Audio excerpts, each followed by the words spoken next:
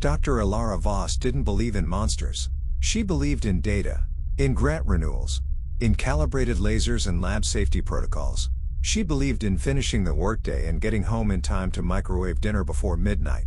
The Argus Deep Research Facility wasn't glamorous. Buried miles underground, it looked less like a lab and more like a forgotten Cold War bunker. Fluorescent lights buzzed overhead, casting a permanent sickly hue. Coffee tasted like oxidized iron, and the air always carried a faint metallic scent that never fully left her nose. The deeper levels of the facility were even more sterile and impersonal. White walls reinforced with polyalloy shielding, biometric scanners at every turn, observation windows facing chambers that hadn't been used in decades. Dr. Voss worked on Sublevel 4, in Lab C, a modest room brimming with quantum optics equipment, entangled lattice arrays, pulse modulator conduits, and a monolithic central chamber made from layered graphene composites that looked more like a futuristic sarcophagus than anything scientific. Project Substratum sounded like nonsense when it first came across her desk.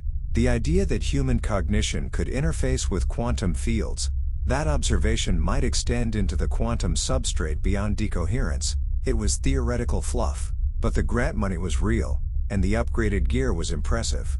So she logged her hours, ran the simulations, collected the data. Weeks passed, then months. No anomalies, no breakthroughs, no anything. Just columns of numbers that did what they were supposed to. Voss had resigned herself to it. She wasn't in this for glory, just for a steady paycheck and a peaceful life. Science had become routine, and that suited her fine. Until something changed. It began with a flicker, a microscopic shift in temporal latency during a null pass. Barely measurable, almost dismissible. But it was different. "Run it again," Voss said. They did.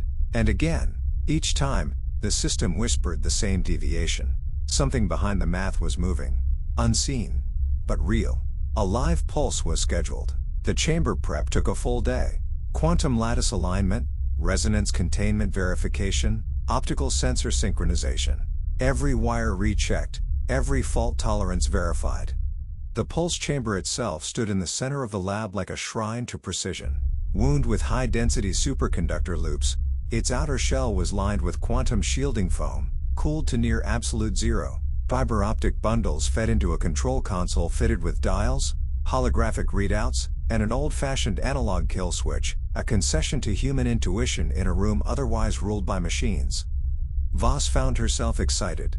Not hope, not fear, just a low, electric sense that this wasn't going to be another test. This was different. The room dimmed as the system powered up. Pressure cycled. Pumps hissed softly. 5 seconds to ignition. She felt a strange pull, as if her body remembered something her mind didn't. She stepped closer to the core. 3. Her skin prickled. The lights deepened. 2. Somewhere, deep in her chest, something recoiled. 1 prashwash. Light that was not light. A pulse that had no sound. Only pressure. Only presence. Then darkness. Emergency lights buzzed overhead. Sparks danced through the air. A monitor crackled, then died. Voss lay unconscious. Skin pale. Hands burned. Pupils unresponsive.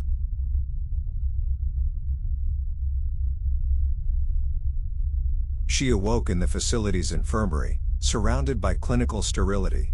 The walls were matte steel, padded with acoustic dampening panels. A biometric monitor ticked softly to her left, displaying blood pressure, pulse, and cortical activity. The doctor's voice was calm but strained. Minor burns on both hands. Mild concussion. Neural stress. Her EEG showed split wave signatures, a phenomenon not usually seen in waking states. It was as though she had been dreaming while fully conscious. She returned to her apartment 3 days later. The first thing she noticed was the silence. Not a comforting silence, but a watchful one.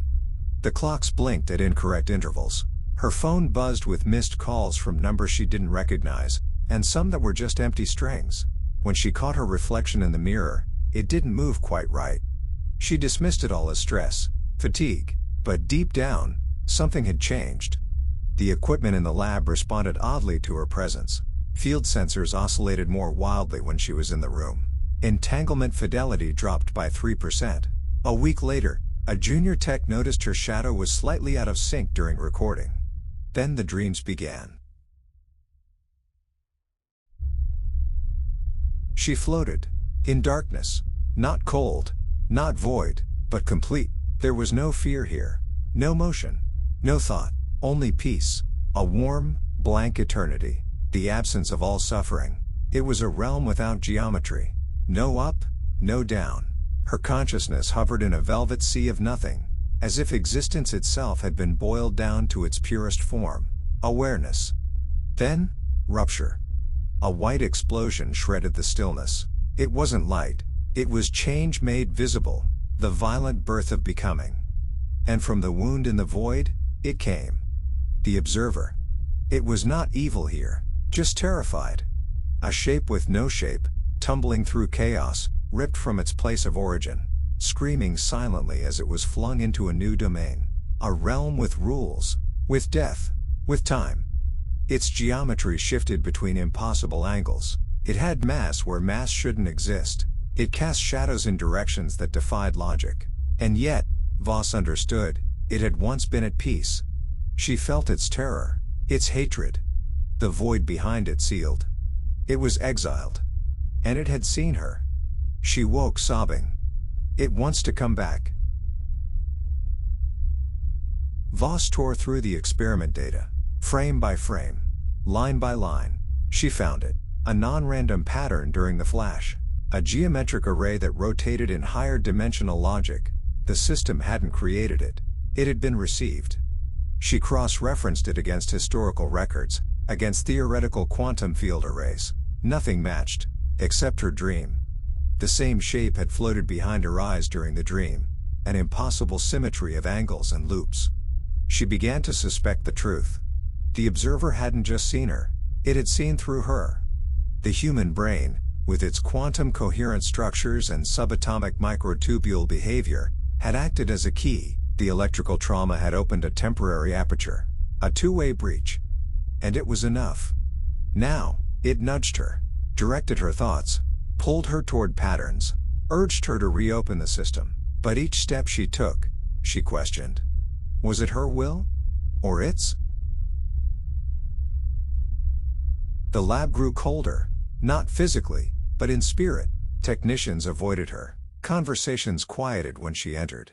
Reports showed declining coherence in every test run. Instruments flickered. Chimeras captured static shapes behind her. She lost time. Entire days felt blurred. Her notes became erratic. Pages filled with unfamiliar symbols. Her dreams deepened. The observer now stood before her in them. Not closer in space, but in relation. Like it had found a way to bridge understanding. She saw its prison. A world of fractal laws and twisted dimensions. It wasn't dead matter. It was the blueprint of reality, a substrate realm where the universe's rules originated. And the observer wanted out.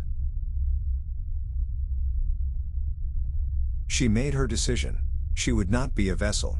She would not be the door. Late at night, she returned to the lab alone, accessed the override systems, primed the core array, aligned the pulse to her own neural signature. The chamber hummed with anticipation. She stood in the aperture zone, heart steady, eyes open. The observer was there. She could feel it, hovering just outside. She whispered, "Not through me," and activated the pulse.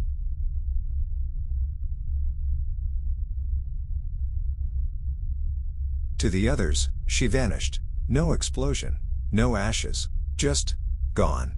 The observer's signal ceased. Machines stabilized. The anomalies stopped. Earth was safe, but Voss was not dead. She awoke in darkness. Not the dream void. This was different. Denser, raw. She was in the substrate. The realm the observer had once called home. It had died trying to escape. Its madness had blinded it to the truth. This place held the architecture of reality. It wasn't hell. It was foundation. And Voss, uncorrupted, could now see what the creature never could. Patterns, laws, truths. She spoke into the nothing. "I'll find a way back, and I'll bring understanding with me." A tesseract shimmered into view. It pulsed, and far above, in a lab full of confused scientists, a monitor blinked once. A rotating shape, A voice. Tell them I'm still me.